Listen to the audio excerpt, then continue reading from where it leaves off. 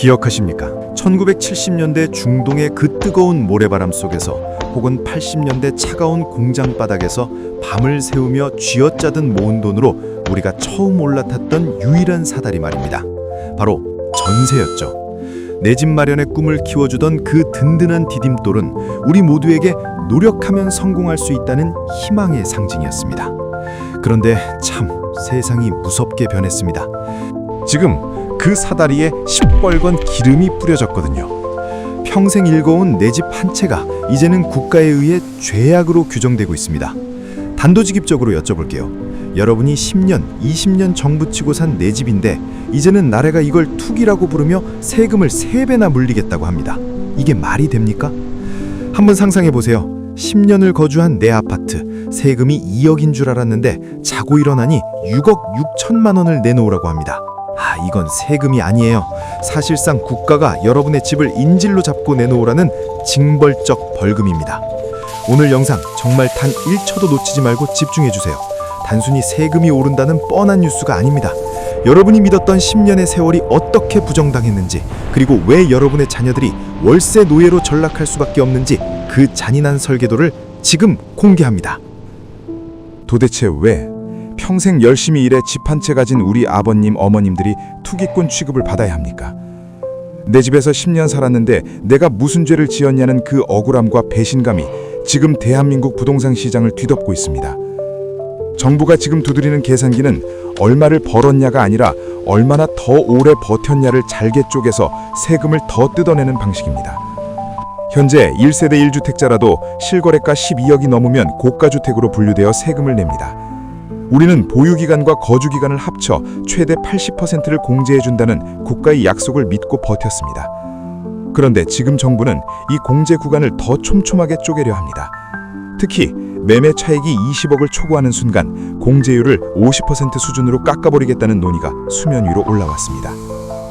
비유를 하나 들어보겠습니다. 여러분이 단골 카페 사장님의 약속만 믿고 10년 동안 매일 커피를 마시며 쿠폰 도장 10개를 다 찍었습니다. 이제 공짜 커피 한 잔 마시려는데 사장님이 갑자기 이렇게 말합니다.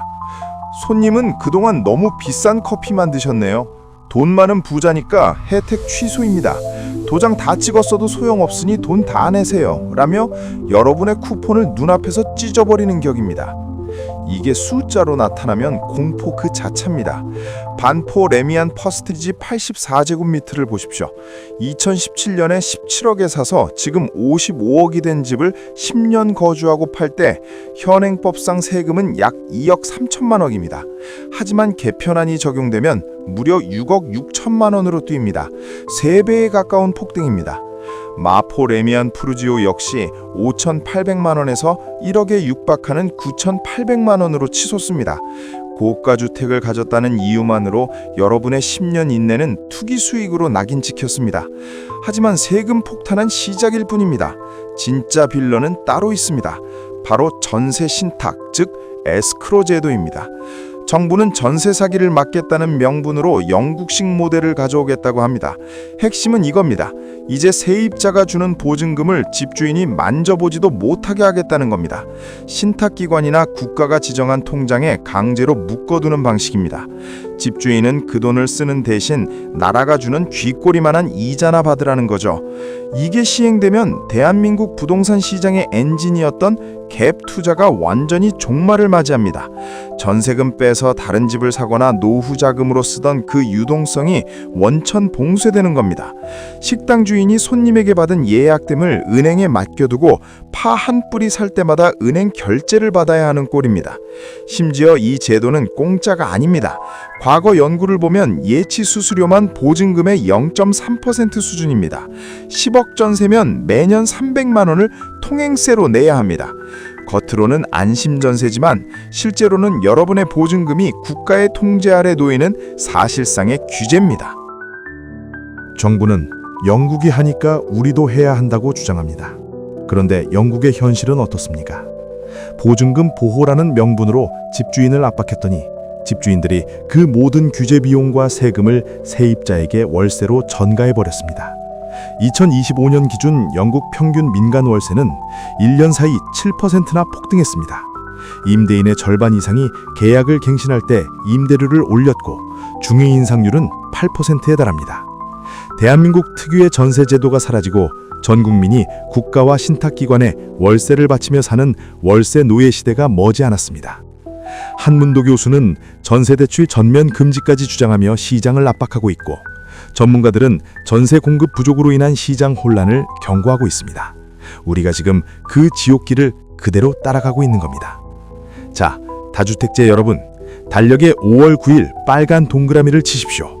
이날 양도세 중과 유예가 종료됩니다. 그런데 여기서 가장 위험한 착각이 있습니다. 5월 9일까지 계약서만 쓰면 되겠지? 절대 아닙니다. 잔금 청산일 기준입니다.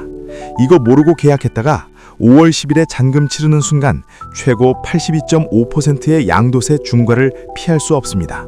하루 차이로 수억 원이 날아가는 겁니다. 정부는 이 데드라인을 통해 여러분의 숨통을 조이고 있습니다. 상황이 이렇다 보니 강남 부자들은 파는 게 아니라 증여로 도망치고 있습니다. 2025년 서울 전체 증여 등기 건수는 전년 대비 25% 이상 뛰었고, 서초, 송파, 용산 같은 핵심 지역은 50에서 60%씩 폭발적으로 늘었습니다. 서초구는 60.8%, 송파구는 51% 증가했습니다.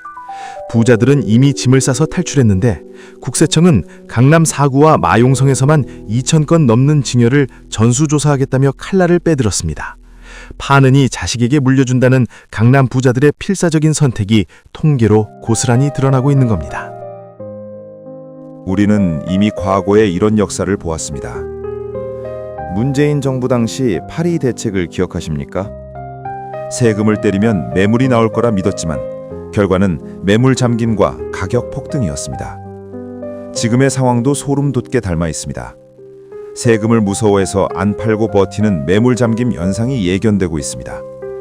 징벌적 세제와 전세 신탁이라는 이중 족쇄는 집주인들을 시장 밖으로 몰아내고 무주택자들의 희망은 공급 부족으로 인한 절망으로 바뀔 수 있습니다. 역사는 반복되는데 우리는 여전히 같은 실수를 지켜보고 있습니다. 여러분, 세금은 단순한 벌금이 아닙니다. 하지만 무지함에 대한 대가는 반드시 혹독한 벌금으로 돌아옵니다. 이제 냉정하게 판단해야 합니다. 첫째, 1주택자 여러분, 똘똘한 한 채의 혜택이 언제든 칼질당할 수 있음을 인지하십시오. 정부가 보유와 거주 연수별 요건을 어떻게 촘촘히 쪼개는지 매일같이 감시하고 대응 전력을 짜야 합니다. 둘째, 다주택자 여러분, 5월 9일 데드라인 반드시 잔금일을 기준으로 매도 전략을 짜십시오. 실익이 없다면 지금 당장 강남 부자들처럼 전문적인 증여 전략으로 전환하여 자산을 지켜야 합니다. 셋째, 무주택자와 사회초년생 여러분, 전세가 사라지고 월세가 폭등하는 영국식 지옥길이 눈앞에 와 있습니다. 생애 최초 혜택이 사라지기 전에, 주거 사다리가 완전히 불타기 전에 내 집 마련의 기회를 냉철하게 포착하십시오. 국가가 여러분의 노후를 책임져 주지 않습니다. 오히려 여러분이 평생 모은 자산을 어떻게 하면 더 효율적으로 거두어 갈지 고민하고 있습니다. 오직 깨어있는 지식만이 여러분의 지갑을 지킬 수 있습니다. 생존 경제학이 여러분의 곁에서 끝까지 이 판을 감시하겠습니다. 구독과 알림 설정은 여러분의 소중한 재산을 지키는 첫걸음입니다. 세금 폭탄의 시대 기필코 살아남으시길 바랍니다. 시청해주셔서 감사합니다.